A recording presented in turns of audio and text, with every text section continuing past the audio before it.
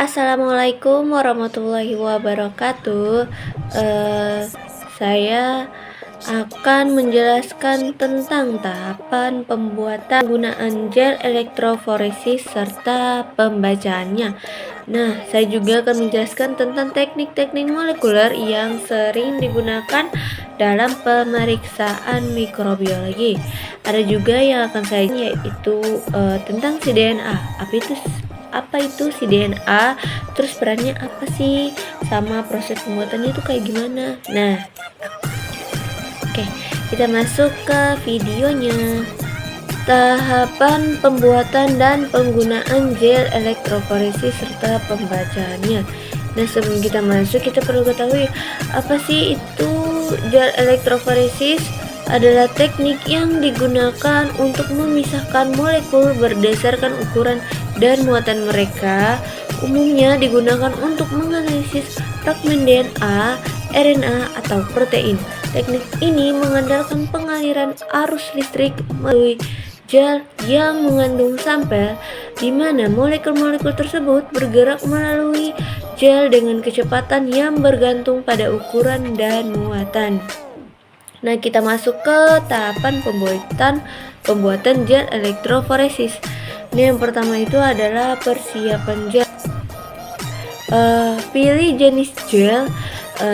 Gel agarose biasanya digunakan untuk analisis DNA, sedangkan gel poliakrilamida lebih sering digunakan untuk protein dan RNA. Untuk adalah 0,7% sampai 2% berdasarkan berat agarosnya. Nah, yang kedua adalah persiapan larutan agaros. Nah, agaros dilarutkan dalam buffer elektroforesis, biasa TAE atau TBE untuk DNA, dengan memanaskannya hingga larutan sempurna. Setelah itu, gel didinginkan sedikit hingga sekitar 50 sampai 60 derajat Celcius. Yang kedua yaitu setelah dingin, gel dituangkan ke dalam cetakan yang sudah dipasang penjaga sampel dan diberikan tanda sumur atau wells. Gel kemudian didinginkan dan mengeras. Yang kedua, kita masuk ke persiapan sampel. Itu mempersiapkan sampel DNA. DNA yang akan dianalisis dicampur dengan loading buffer yang mengandung bahan pewarna dan agen yang mempermudah penanganan sampel. Sampel yang telah tercampur dengan buffer ini siap untuk dimuat ke dalam. Yang ketiga adalah memuat sampel ke dalam gel. Nah, memasukkan sampel dengan bantuan mikropipet. Sampel DNA yang telah tercampur dengan loading buffer dimasukkan ke dalam sumur yang telah disiapkan pada gel. Tahap yang kedua yaitu tahapan penggunaan gel elektroforesis. Nah, yang pertama itu menempatkan gel dalam tangki elektroforesis.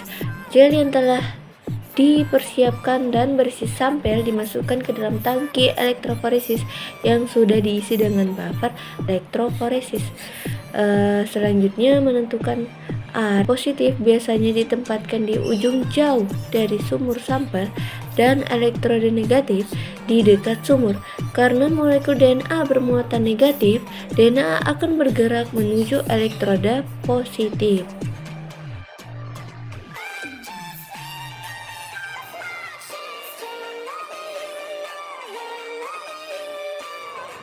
Yang kedua yaitu proses elektroforesis.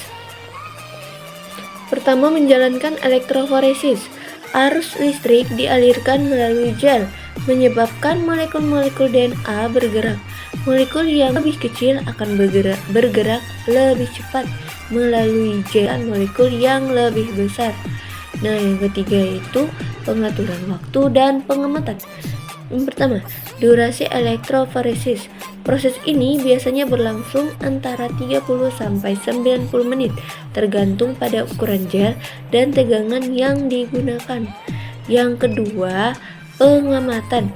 Setelah elektroforesis selesai, gel dianalisis menggunakan alat pemindai UV atau sistem pencitraan lainnya. Gel telah diberikan pewarna seperti etidium bromida untuk DNA yang fluoresen. Yang ketiga, pembacaan hasil elektroforesis. Nah, yang pertama itu pita pada gel. Setiap pita yang terbentuk menggambarkan fragmen DNA dengan ukuran tertentu. Semakin kecil fragmen melalui gel. Untuk membandingkan ukuran fragmen, marker ukuran DNA atau DNA leader biasanya dimuat di salah satu sumur untuk memberikan referensi ukuran. Nah, yang kedua, interpretasi hasil. Jika tujuan eksperimen adalah untuk memverifikasi DNA menggunakan PCR, misalnya pita-pita pada gel akan menunjukkan apakah DNA target berhasil diamplifikasi. Jika ada pita dengan ukuran yang sesuai dengan target, itu menunjukkan hasil positif. Kita masuk ke bagian kedua, yaitu teknik-teknik molekuler yang sering digunakan dalam pemeriksaan beberapa teknik molekuler yang sering digunakan dalam pemeriksaan mikrobiologi. Yang pertama ada PCR atau polymerase chain reaction. Nah, PCR adalah teknik yang paling banyak digunakan untuk mengidentifikasi dan mendeteksi mikroorganisme DNA atau RNA mereka. Nah, dengan PCR, kita dapat mengamplifikasi fragmen genetik spesifik dari mikroorganisme target untuk memastikan adanya patogen. Prinsipnya itu menggunakan primer spesifik untuk amplifikasi segmen DNA dari mikroorganisme target. Teknik ini sangat sensitif dan dapat mendeteksi jumlah mikroorganisme yang sangat kecil dalam sampel. Nah, aplikasinya itu deteksi bakteri, virus, dan jamur, serta identifikasi spesifik. Nah, PCR juga digunakan untuk mendeteksi resistensi antibiotik dan variasi genetik dalam patogen. Yang kedua ada RT-PCR atau Reverse Transcription PCR. Nah, Reverse Transcription PCR digunakan untuk mendeteksi RNA patogen yang sering digunakan dalam mendeteksi virus yang memiliki RNA sebagai genom mereka, misalnya virus RNA seperti HIV, influenza, dan SARS-CoV.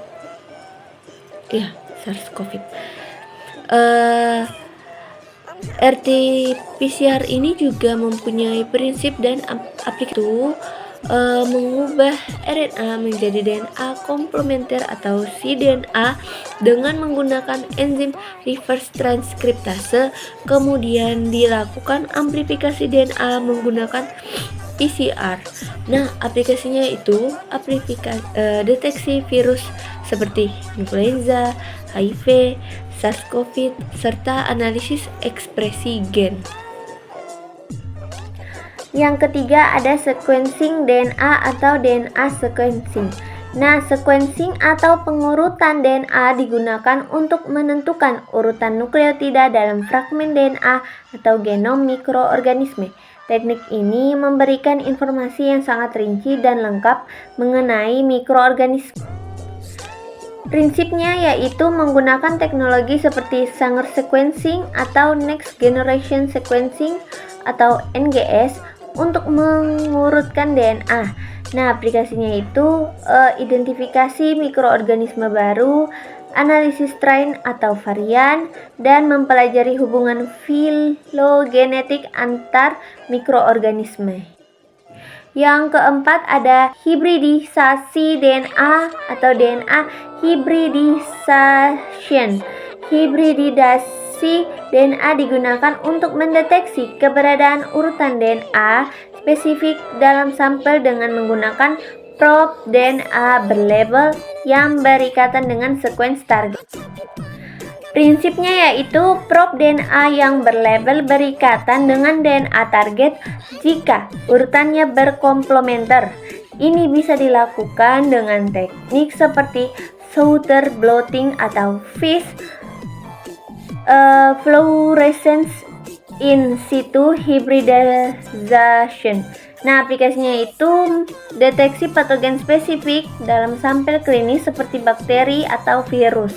Teknik ini juga digunakan dalam identifikasi mikroorganisme melalui marker genetik. Yang kelima ada microarray analysis. Microarray adalah teknik yang digunakan untuk menganalisis ekspresi ribu gen secara simultan. Pada pemeriksaan mikrobiologi, teknik ini bisa digunakan untuk mendeteksi variasi genetik atau ekspresi gen pada mikroorganisme. Nah, prinsipnya yaitu sampel DNA atau RNA diidentifikasi dengan menggunakan array yang terdiri dari banyak probe yang dapat mengikat sequence genetik spesifik.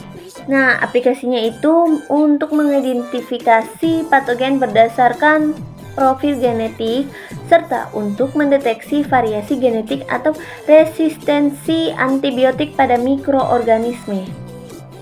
Nah, yang terakhir ada CRISPR-Cas system. CRISPR adalah teknologi pengeditan gen yang juga digunakan dalam deteksi mikroorganisme. Sistem ini dapat digunakan untuk mendeteksi DNA patogen dengan cara yang sangat sensitif. Nah, prinsipnya itu menggunakan sistem CRISPR-Cas untuk mengenali dan memotong urutan DNA spesifik. Ini dapat dimodifikasi untuk mendeteksi patogen dengan akurasi tinggi. Nah, aplikasinya itu untuk mendeteksi patogen dalam sampel klinis atau lingkungan. Kita masuk pada penjelasan selanjutnya, yaitu jelaskan apa itu cDNA, peran dan proses pembuatan. cDNA atau complementary DNA adalah salinan DNA yang dibuat dari RNA menggunakan enzim reverse transkriptase. cDNA digunakan untuk menganalisis ekspresi gen untuk mengidentifikasi transkrip RNA yang ada dalam sel. Berbeda dengan DNA genomik, cDNA hanya mencerminkan bagian RNA yang telah diproses menjadi mRNA. Peran cDNA dalam biologi molekuler yaitu analisis ekspresi gen. cDNA digunakan untuk menilai ekspresi gen di dalam sel dengan cara mengukur jumlah mRNA yang dihasilkan oleh suatu gen. Yang kedua ada cloning gen. Setelah mRNA diproduksi dalam sel, cDNA dapat dibuat untuk menghasilkan salinan dari gen tertentu. Penemuan gen baru dengan membuat cDNA dari mRNA yang diekspresikan dalam sel tertentu. Ilmuwan dapat mengidentifikasi gen-gen yang aktif dalam sel tersebut, bahkan dalam kondisi penyakit atau infeksi. Proses pembuatan cDNA. Nah, langkah-langkahnya itu 1. Isolasi RNA. Langkah pertama adalah mengisolasi total RNA dari sel atau jaringan yang ingin dianalisis. Yang kedua adalah sintesis cDNA. Yang pertama itu penggunaan reverse transkriptase. Enzim reverse transkriptase digunakan untuk mengubah RNA menjadi cDNA. Yang kedua ada primer oligo. Biasanya primer yang terdiri dari urutan deoksitimidin digunakan untuk mengikat ujung 3 aksen mRNA yang terdiri dari urutan poli A.